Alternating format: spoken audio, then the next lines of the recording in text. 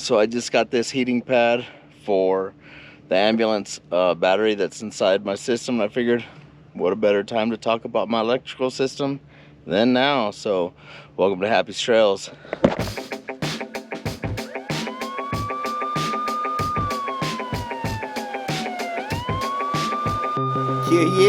Yeah, buddy. All right, guys. So what I got here is a heating pad. Check this out. And what you do is you stick that to the battery. This one does batteries, it does water tanks, it does everything. And there's a thermostat right up in here. So that's kind of nice. Oh man, they didn't even hook this up. They just gave it to me. One extra step.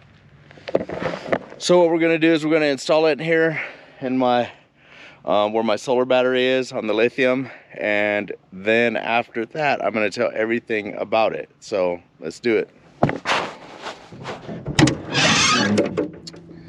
All right. Whoa, what is that? The heck? Oh my god. There's some really cool people here. Hey guys, I didn't see you back there. Yeah, let's do this. I'm gonna shut this real quick. All right, well, here you are in my electrical cabinet, one of them. This is just where I house the solar stuff. So let's get this bad rider out of here. Let's see what else we got here. Okay, I think that's about all we need to get out. We're gonna flip this battery up and peel the tape off of the heater, stick it to the bottom, and then connect the connections. Should be easy enough. Yeah.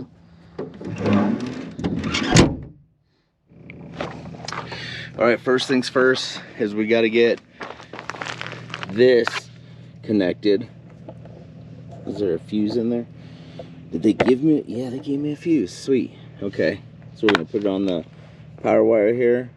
So we need to go get some tools to do that.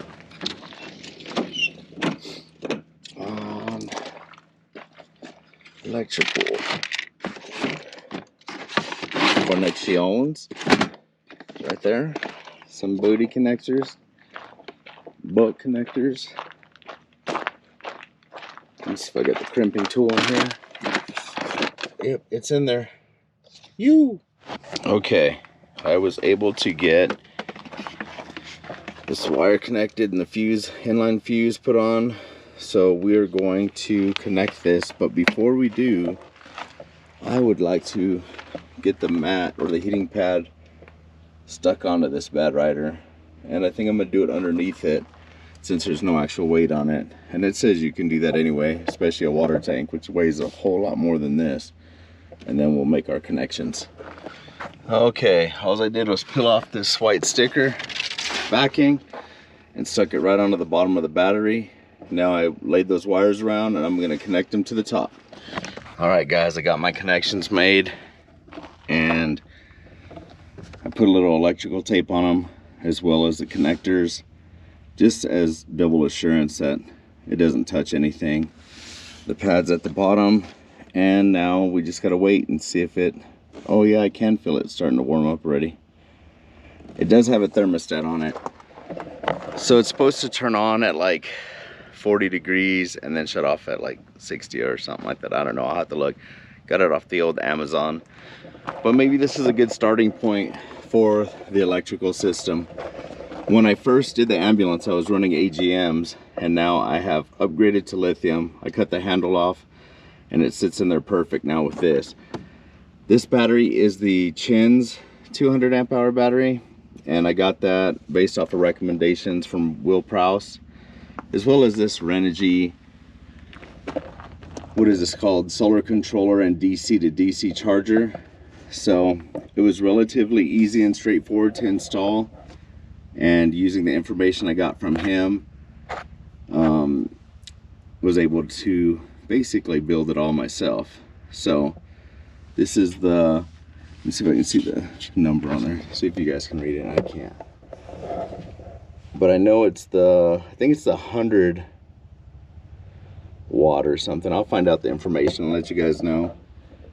And so with the ambulance, this power wire comes down through here, through this firewall, or through this wall, and then comes over to this panel, or this drawer, which I have my automotive batteries. These ones just run the ambulance. These just start the engine.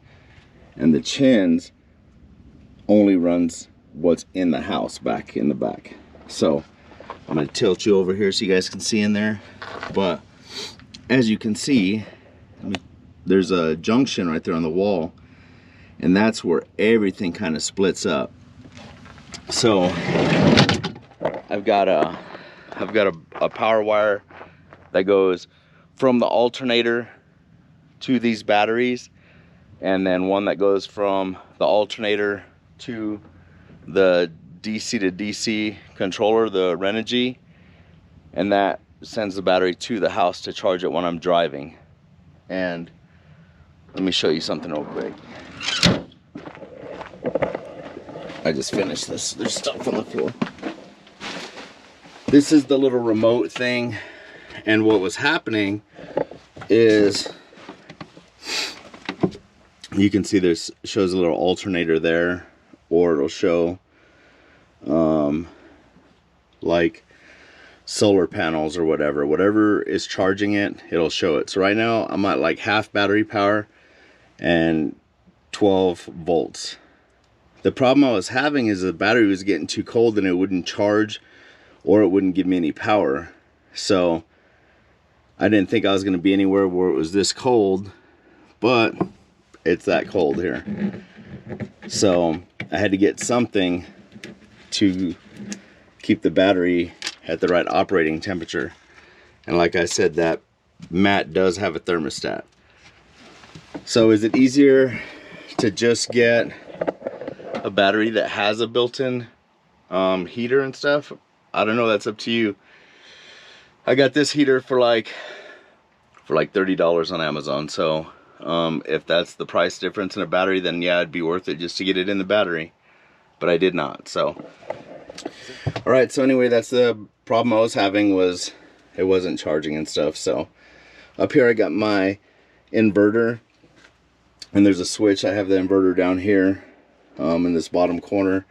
It's like a 3000 watt trip light inverter, and I can just turn it on or off with the switch here. And it's down there. I got the cover off right now so you can see it down in there. And then everything is really controlled by this area. Look how pretty it is. It used to be so overwhelming and so freaking packed. Look how pretty this is. It used to be so overwhelming when you looked in here. I think there was like 115 relays we took out. I'll see if I can insert a picture here of what it looked like before. But thanks to my buddy Kevin Nichols, he was able to pretty much gut this thing, tear it apart, and make it look real pretty. Thanks, Kev. Love you, brother. Woo! Now, the only other thing that I need to show y'all is, oh, hi guys. We're on the roof of the Ambo Overlandbulance. So here we got the ZAMP solar multi-plug junction on the top, and then we have 215 watt ZAMP solar panels. I also have one that's a portable one that you guys saw I won at the Descend on the Lost Sierras meetup. I keep that in the back of the ambulance, and if I ever need it, I'll go set it out somewhere. But oh, you know what I want to show you? Hold on. Okay. All right, I need to tell you this 30 amp plug up here, right there, that I can barely reach. I have to climb into the ambo now. So when you're plugged into that, the fire department will usually put like a reverse type relay. So if you have power going in that, there's a relay inside that opens up, and it doesn't let your ambulance start because they don't want you driving off and turn the plug off, right? So while we were tearing this sucker apart, Kevin and I, there was a purple wire and the relay was right here along this side. So if any of you guys are working on an ambulance build conversion and gut it and like, my ambulance won't start. Well, mine was a purple wire. And you can just bypass that relay and connect it together. And if you're not going to use a 30 amp, don't worry about it. But if you are going to use it, you might want to think about that, because you don't want to drive off and turn off your wire. All right, guys. Well, that's pretty much it for my little electrical system tour. If you guys have any questions at all, please let me know. And if I can help out with your ambulance build or anything like that, give me a holler. I'd love to help out if I could. Thank you guys for following Happy Trails. Oh, wait. Why do I have a black cowboy hat on? Well, you're not supposed to wear white after Labor Day. Hello.